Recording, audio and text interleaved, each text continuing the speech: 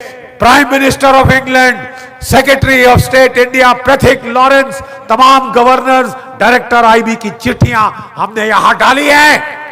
जो पढ़ना चाहता है पढ़ ले और फिर फैसला करे कि हमें आजादी किसने दिलाई। 70 साल तुमने झूठ बोल लिया है, लेकिन तुम्हारा पर्दाफाश हो चुका है। सत्य में एक बहुत इनकन्वीनियंट आदत है, वो निकलता है 70 साल बाद, 100 साल बाद आप उसे दबा नहीं सकते। देखिए, सैनिक को लाल किले में बुलाया, मंच पे बिठाया और राष्ट्र ध्वज को फहराया। इससे जो नेताजी की जो ख्वाहिश थी कि हम दिल्ली दिल्ली जाएंगे, लाल किले पे अपना तिरंगा झंडा फहराएंगे, वो आज पूरी हो चुकी है, वो आज पूर्ण हुई है। 75 साल बाद नेताजी वहां पहुंच गए हैं।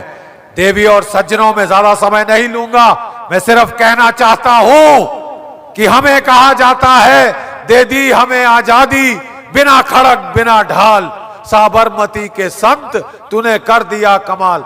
माफ कीजिए, इससे बड़ा झूठ मैंने नहीं सुना, इससे बड़ा झूठ हमने नहीं सुना। 60,000 की आजाद हिंद फौज थी, जिसमें से 26,000 शहीद हो गए। अभी भी बैठे हैं 110 साल के हमारे बूढ़े सिपाही, और देखिए उनके बच्चे पहलवान जो उनके साथ बैठे हैं। क्या बोलेंगे आप उनके मां बाप को जो हमारे उनके साथी शहीद हुए? उनका खून बेकार में बहा, उनका खून बहा तो आप आजाद हैं।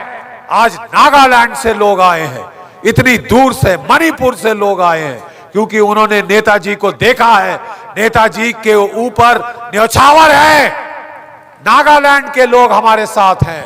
देखिए जरा अपनी पोशाक में, परंपरागत पोशाक, प्लीज खड़े हो जाइए, प्लीज खड़े हो जाइए। अब मेरे नागा दोस्त देखिए ये क्यों आए हैं यहाँ पे, ये नेताजी की वजह से आए हैं। थैंक यू हमारे भाइयों बहनों नागालैंड के, क्योंकि नेताजी वहां पे रुआजो गांव में उन्होंने अपना हेडक्वार्टर बनाया था, और जो वैखो साहब के जो पिताश्री थे, फादर थे, वो उनके दुभाषी नियुक्त हुए थे, एडमिनिस्ट्रेटर नियुक्त हुए थे। उन्होंने आजाद हिंद फौज को इतना भरपूर सहायता दी थी लड़ने के लिए अंग्रेजों के खिलाफ। हमारी आजादी की लड़ाई हमारे नागा भाइयों ने शुरू करी थी। हमारी आजादी की लड़ाई हमारे नागा भाई और बहनों ने शुरू की थी। हमें बोला जाता है हमें अहिंसा से आजादी मिली। हमने रिसर्च करी है और हम चैलेंज करते हैं, ओपन चैलेंज। सारे ये जो लेफ्टिस्ट हिस्टोरियन, कोर्ट हिस्टोरियंस को आपने हमसे डिबेट करनी है, आपने सच जानना है। एक एक अंग्रेजों की चिट्ठी हम यहां ले आए हैं, एक एक चिट्ठी अंग्रेजों की जो साबित करती है। Wavell, viscount Wavell, chief of the army staff, field marshal लॉकिनले, prime minister of England, secretary of state India Pethick Lawrence, तमाम गवर्नर्स, डायरेक्टर आईबी की चिट्ठियां हमने यहां डाली है।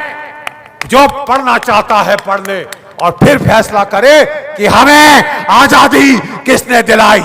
70 साल तुमने झूठ बोल लिया है, लेकिन तुम्हारा पर्दाफाश हो चुका है। सत्य में एक बहुत इनकन्वीनियंट आदत है, वो निकलता है 70 साल बाद, 100 साल बाद आप उसे दबा नहीं सकते। देवी और सज्जनों, आज हम नेताजी के सिपाहियों को राजपथ पे लाए हैं, राजपथ पे। और अगला साल हमारा निवेदन है इस सरकार को कि नेताजी का स्टैचू राजपथ पे लगाइए, जहां जॉर्ज 5 के पुतला था, और वो स्थान रिक्त है, वो स्थान खाली है, वो स्थान नेताजी का है, वो स्थान नेताजी को दीजिए। You will have to give it to Netaji, it belongs to Netaji.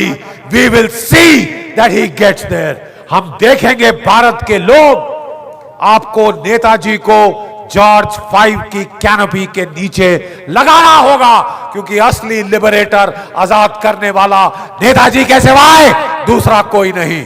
मेरे साथ एक बार जरा खड़े हो जाइए, आखिरी है। और जरा देखें आप में अभी भी कितना जोश बाकी है।